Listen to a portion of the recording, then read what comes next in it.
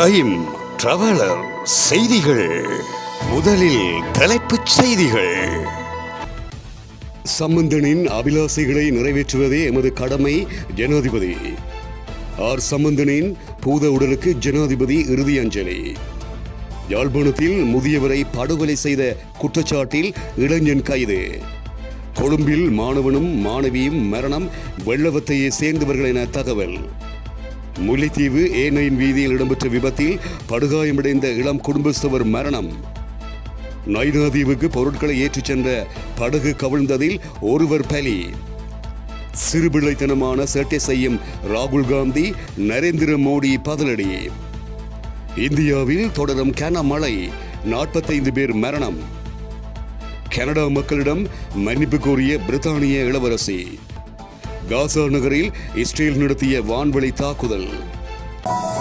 தொடர்வென விரிவான செய்திகள். தமிழ் தேசிய கூட்டமைப்பின் தலைவரும் மறைந்த நாடாளுமன்ற உறுப்பினருமாகிய ரா. சம்பந்தன் எப்பொழுதும் இலங்கையின் ஆட்புல ஒருமைப்பாட்டுக்காக பங்காற்றியதாகவும் அதிகார பகிர்வு மேற்கொள்ள வேண்டிய விதம் தொடர்பில் அவருக்கு தனியான நிலைப்பாடு இருந்ததாகவும் ஜனாதிபதி ரணில் விக்ரமசிங்கே குறிப்பிட்டுள்ளார். ரா. சம்பந்தனின் மறைவு தொடர்பில் நாடாளுமன்றத்தில் விசேட உரையொன்றை நிகழ்த்திய போதே ஜனாதிபதி ரணில் விக்ரமசிங்கே இவ்வாறு குறிப்பிட்டார். இது குறித்து அவர் மேலும் தெரிவிக்கையில், நான் இந்த உரையாற்றும் போது அன்று என்னுடன் நாடாளுமன்றத்திற்கு வந்தவர்களில் எஞ்சியிருந்த எனது சகாக்களில் ஒருவரான சம்பந்தன் இப்போது எங்களுடன் இல்லை. மிகவும் கடினமான காலகட்டங்களில் அவருடன் இணைந்து பணியாற்றும் வாய்ப்பு எனக்கு கிடைத்தது. அவர் ஆற்றிய பங்களிப்பை நன்றியுடன் நினைவு கூறுகின்றேன். அவர் தமிழ் ஐக்கிய விடுதலை முன்னணி மற்றும் தமிழ் தேசிய கூட்டமைப்பு ஆகியவற்றை பிரதிநிதித்துவப்படுத்திய போதிலும் அவர் எப்போதும் இலங்கையின் ஆட்புல ஒருமைப்பாட்டுக்காகவே பங்காற்றினார். ஒருமுறை அவர் என்னுடன் உரையாற்றும் போது, ரணில், நான் நாட்டை பிரிப்பேன் என்று நினைக்கின்றீர்களா? நான் சிறுவனாக இருந்தபோது 1948ஆம் ஆண்டில் நாடு சுதந்திரம் பெறுவதை பார்க்க சென்றிருந்தேன் என்று அவர் என்னிடம் குறிப்பிட்டார். அதனை காணும் வாய்ப்பு எங்களுக்கு கிடைக்கவில்லை. நம்மில் பலர் அப்போது பிறக்கவே இல்லை. ஆனால் அதிகார பகிர்வு தொடர்பில் அவரின் தனித்துவமான நிலைப்பாட்டை கொண்டிருந்தார். அதை பற்றி விவாதம் செய்ய அவசியமில்லை. அதற்கான போதுமான பங்கை செய்துள்ளதாக நினைக்கின்றேன். அதனை நிறைவு செய்ய இன்னும் கொஞ்சம் பங்காற்ற வேண்டியுள்ளது. மேலும் அந்த வேலைகளை நிறைவு செய்வதே அவருக்கு செய்யக்கூடிய மிக உயர்ந்த பங்களிப்பாக இருக்கும் என்று ஜனாதிபதி இவ்வாறு குறிப்பிட்டார். தமிழ் தேசிய கூட்டமைப்பின் தலைவரும் முன்னாள் நாடாளுமன்ற உறுப்பினருமாகிய ரா. சம்பந்தனின் பூத உடலுக்கு ஜனாதிபதி ரணில் விக்ரமசிங்கே இறுதி அஞ்சலி செலுத்தியுள்ளார்.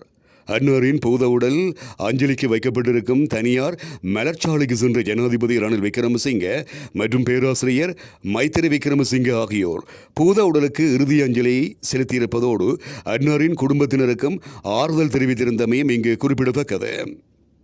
யாழ்ப்பாணத்தில் முதியவர் ஒருவரை கழுத்து நெரித்து படுகொலை செய்த குற்றச்சாட்டில் இளைஞர் ஒருவர் கைது செய்யப்பட்டுள்ளார். அண்மையில் கோப்பாய் பகுதியைச் சேர்ந்த 63 வயதுடைய முதியவர் படுக்கையில் மரணமடைந்ததாக அவருடன் வசித்து வந்த இளைஞன் தெரியப்படுத்தினார். இந்த நிலையில் முதியவரின் இறப்பில் சந்தேகம் காணப்பட்டமையினால் சடலம் உடற்கூற்று பரிசோதனைக்காக யாழ் போதனா வைத்தியசாலையில் ஒப்படைக்கப்பட்டது. உடற்கூற்று பரிசோதனையில் முதியவர் கழுத்து நெரித்து படுகொலை செய்யப்பட்டுள்ளமை கண்டறியப்பட்டுள்ளது. இதனையடுத்து குறித்த இளைஞனை கைது செய்த போலீசார் அவரை யாழ் நீதிவான் நீதிமன்றத்தில் ஆஜர்படுத்திய வேளை இளைஞனை விளக்கமறியலில் வைக்குமாறு நீதிமன்றம் உத்தரவிட்டிருக்கின்றமை குறிப்பிடத்தக்கது. கொழும்பில் பாடசாலையில் கல்வி பயிலும் மாணவனும் மாணவியும் மாடியில் இருந்து விழுந்து உயிரை மாய்த்திருப்பதாக தகவல்கள் வெளியாகியுள்ளன. கொம்பனி வீதியில் உள்ள சொகுசு குடியிருப்பு கட்டிடத்தின் 67வது மாடியில் இருந்து குதித்து உயிரை மாய்த்திருப்பதாகவும் தெரிய வருகிறது. கொழும்பு குருந்துவத்தையில் உள்ள சர்வதேச பாடசாலை ஒன்றில் கல்வி கற்கும் 15 வயதுடைய மாணவனும் மாணவியுமே இவ்வாறு மரணமடைந்துள்ளனர். மரணமடைந்தவர்கள் வெள்ளவத்தை மற்றும் களனி பிரதேசங்களை சேர்ந்தவர்கள் என போலீசார் தெரிவிக்கின்றனர். முல்லைத்தீவு மாங்குளம் A9 வீதியின் கிழவன்குளம் பகுதியில் கடந்த 28ஆம் நாள் இடம்பெற்ற வீதி விபத்தில் படுகாயமடைந்த இளம் குடும்பஸ்தவர் சிகிச்சை பலனின்றி மரணமடைந்திருப்பதாக தெரிவிக்கப்படுகிறது. பனிக்கன்குளம் மாங்குளத்தை சேர்ந்த சுப்பையா ஸ்ரீதரன் வயது 41 என்கின்ற இளம் குடும்பஸ்தவரே இவ்வாறு மரணமடைந்திருக்கின்றார். முல்லைத்தீவு மாங்குளம் போலீஸ் பிரிவுக்கு உட்பட்ட A9 வீதியின் கிழவன்குளம் பகுதியில் கடந்த 28ஆம் நாள் பிற்பகல் 1 மணியளவில் டிப்பர் வாகனம் ஒன்றும் மோட்டார் சைக்கிள் ஒன்றும் மோதி விபத்துக்குள்ளாகியது.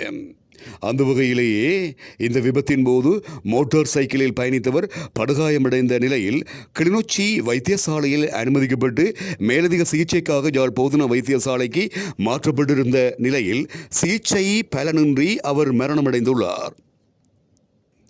யாழ்ப்பாணம் குறிகட்டுவானில் இருந்து நைனாதீவுக்கு பொருட்களை ஏற்றிச் சென்ற படகு ஒன்று கவிழ்ந்ததில் ஒருவர் கடலில் மூழ்கி பரிதாபகரமாக மரணமடைந்துள்ளார்.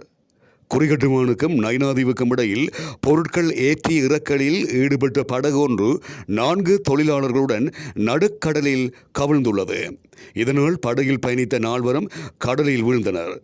அவர்கள் கரை நோக்கி நீந்திய வேளை கிராம மக்களின் உதவியுடன் 3 மீட்கப்பட்டு யாழ்ப்பாணம் போதனா வைத்தியசாலையில் சேர்க்கப்பட்டனர். இதன்போது மரணமடைந்தவரின் சடலம் புங்குடுதீவு வைத்தியசாலையில் வைக்கப்பட்டுள்ளது. இந்த சம்பவம் தொடர்பில் ஊர்காவற்றுறை போலீசார் விசாரணைகளை மேற்கொண்டு வருகின்றனர். பள்ளி மாணவர்களை குறை கூறுவது போன்று ஒருவர் நேற்று இந்திய மக்களவையில் சிறுபிள்ளைத்தனமான சேட்டை செய்தார் என்று இந்திய பிரதமர் நரேந்திர மோடி எதிர்க்கட்சித் தலைவர் ராகுல் காந்தியை மறைமுகமாக விமர்சித்திருக்கின்றார். அதுடன் நாடாளுமன்றத்தை தவறாக வழிநடத்திய ராகுல் காந்தி மன்னிப்பு கேட்க வேண்டும் என்றும் அவர் வலியுறுத்தியுள்ளார். சிறு பிள்ளைத்தனம் என கருதி பொய்மையை கவனிக்காமல் விட முடியாதென்றும் ராகுல் காந்தியை அவர் சுட்டிக்காட்டினார். மக்களவையில் ராகுல் காந்தி பேசியதை மக்கள் 100 ஆண்டுகள் ஆனாலும் மறக்க மாட்டார்கள், மன்னிக்கவும் மாட்டார்கள். கோடிக்கணக்கான இந்துக்களின் மனதை ராகுல் காந்தி புண்படுத்தி விட்டார் என்று மோடி குற்றம் சாட்டியுள்ளார். இந்துக்களை வன்முறையாளர்களாக காட்டுவதே காங்கிரசின் கலாச்சாரமாகியுள்ளது. இந்த நிலையில் இந்தியாவில் ஜனநாயகம் தலை தோங்குவதற்கு காரணமே இந்து மதம்தான் என்று குறிப்பிட்ட நரேந்திர மோடி அரசியல் ஆதாயத்திற்காக இந்து மதத்தை காங்கிரஸ் அவமதித்து கேலி செய்கிறது என்றும் குற்றம் சுமத்தினார். முன்னதாக மக்களவையில் உரையாற்றிய ராகுல் காந்தி பாரதிய ஜனதா கட்சியினர் உண்மையான இந்துக்கள் அல்ல என்றும் அவர்கள் இந்துக்களின் பிரதிநிதிகள் அல்ல என்றும் ராகுல் காந்தி குறிப்பிட்டார். இந்தியாவில் டெல்லி, அசாம், குஜராத் உள்ளிட்ட பல மாநிலங்களில் பருவமழையின் தாக்கம் காரணமாக மாநிலங்களில் மக்களின் இயல்பு வாழ்க்கை கடுமையாக பாதிக்கப்பட்டுள்ளது. குறிப்பாக அசாமில் ஜோர்காட் மாவட்டத்தில் ஆற்றில் கடுமையான வெள்ளப்பெருக்கு ஏற்பட்டிருக்கிறது. இதனால் அதன் துணை நதிகளில் வெள்ளம் அபாய அளவை தாண்டியிருப்பதாக இந்திய ஊடகங்கள் செய்தியை வெளியிட்டுள்ளன. மேலும் 8 ஆறுகளில் வெள்ளப்பெருக்கு ஏற்பட்டிருக்கின்றமையினால் கரையோர மக்களுக்கு எச்சரிக்கை விடுக்கப்பட்டுள்ளது. கம்ரூட், கோலாகாட், மஜூலி, லக்கிம்பூர், கச்சார், தேமாஜி, மோரிகான், திப்ருகர், நாகோன், நெல்பாரி, சிவாகர், சோனிபூத், தவாம்பூர் உள்ளிட்ட 19 மாவட்டங்கள் வெள்ளத்தால் கடுமையாக பாதிக்கப்பட்டுள்ளது. இந்த மாவட்டங்களில் 6,44,000க்கும் மேற்பட்டோர் வெள்ளத்தால் பாதிக்கப்பட்டுள்ளனர். அசாம் முழுவதிலும் தொடர் மழையால் இதுவரை 45 பேர் மரணமடைந்திருப்பதாகவும் தகவல்கள் வெளியாகியுள்ளன. இந்த நிலையில் அடுத்த 2 அல்லது 3 நாட்களுக்குள் கனமழை பெய்யும் என இந்திய வானிலை ஆய்வு மையம் கணித்திருக்கிறது. இதற்கிடையே இன்று டெல்லி, ஹரியானா, அசாம் மற்றும் குஜராத் உட்பட பல்வேறு பகுதிகளில் சூறாவளி காற்று மற்றும் இடியுடன் கூடிய கனமழை பெய்யும் என்று இந்திய வானிலை ஆய்வு மையம் எதிர்வு கூறியுள்ளது. பிரித்தானிய மன்னரின் தங்கையான இளவரசி ஆன் கனடாவில் நடைபெற இருந்த தேசிய போர் நினைவு நாள் நிகழ்ச்சியில் கலந்து கொள்ள இயலாமைக்காக வருத்தத்தை வெளிப்படுத்தியுள்ளார். அந்த வகையில் போரின் போது வட பிரான்சில் மரணமடைந்த கனேடிய வீரர் ஒருவரின் உடலை கனடாவுக்கு கொண்டு வரும் அந்த நிகழ்ச்சியில் இளவரசி ஆன் கலந்து கொள்ள வேண்டியிருந்தது. இளவரசி குதிரை ஒன்றினால் தாக்கப்பட்டமையினால் காயமடைந்ததை தொடர்ந்து மருத்துவர்களின் ஆலோசனைப்படி இளவரசி ஆன் ஓய்வெடுக்க வேண்டியிருப்பதால் அவர் கலந்து கொள்ள இருந்த சில நிகழ்ச்சிகளில் கலந்து கொள்ள முடியாத நிலை ஏற்பட்டிருக்கிறது.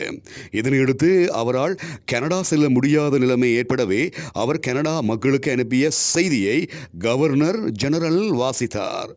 குறித்த செய்தியில் 2016ஆம் ஆண்டு தான் கனடாவில் தேசிய போர் நினைவு நாள் நிகழ்ச்சியில் கலந்து கொண்டதை நினைவு கூர்ந்திருக்கின்ற இளவரசி இம்முறை தன்னால் அந்த நிகழ்ச்சியில் கலந்து கொள்ள இயலாமைக்காக வருத்தம் வெளியிட்டிருப்பதாகவும் தெரிவிக்கப்படுகிறது.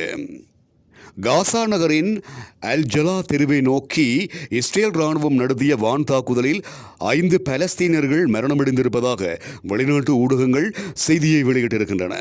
இந்த தாக்குதலில் மேலும் 10 பேர் காயமடைந்திருப்பதாகவும் தெரிவிக்கப்படுகிறது. இதில் காயமடைந்த அனைவரும் மருத்துவமனைக்கு கொண்டு செல்லப்பட்டிருப்பதாகவும் தகவல்கள் வெளியாகியுள்ளன. அதே நேரத்தில் காசா பகுதிக்கு தெற்கே உள்ள கிழக்கு கேன் ஜூனிஸில் வசிக்கின்றவர்களை உடனடியாக வெளியேறுமாறு இஸ்ரேல் ராணுவம் வலியுறுத்தியிருக்கிறது. இது குறித்து இஸ்ரேல் ராணுவ செய்தி தொடர்பாளர் அவிச்சாய் அட்ரே தனது எக்ஸ் தளத்தில் வெளியிட்டிருக்கின்ற பதிவில் கேன் ஜூனிஸின் கிழக்கே உள்ள பகுதிகளில் வசிக்கின்றவர்கள் மற்றும் இடம்பெயர்ந்தவர்களை உடனடியாக மனிதாபிமான மண்டலத்துக்கு வெளியேறுமாறு வலியுறுத்தியுள்ளார். இத்துடன் டைம் டிராவலர் செய்திகள் நிறைவடைகின்றன.